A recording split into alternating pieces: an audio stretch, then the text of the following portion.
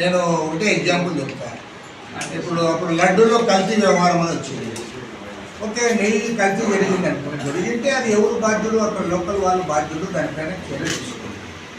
ఎవరైతే అక్కడ పాలక మండలిగా ఉంటారో, ఎవరైతే అక్కడ ఎగ్జిక్యూటివ్ ఆఫీసర్ ఉంటారో వాళ్ళు కంప్లైంట్ చేయండి, దానిపైన యాక్షన్ తీసుకోండి.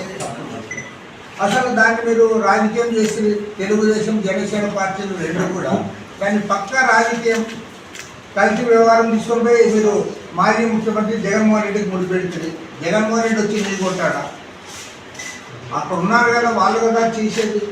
కానీ జగన్మోహన్ రెడ్డి బదనాం చేయాలని చెప్పి జగన్మోహన్ రెడ్డి చుట్టూ దాని చివరికి ఉప ముఖ్యమంత్రిగా ఉన్న పవన్ కళ్యాణ్ అయితే ఒకేసారి వేషం మార్చి దీక్ష చేపట్టి పెద్ద బొట్టు పెట్టుకొని ఆయన పాదయాత్ర కొండెక్కేది చేసి అంత రాజకీయం అదంతా.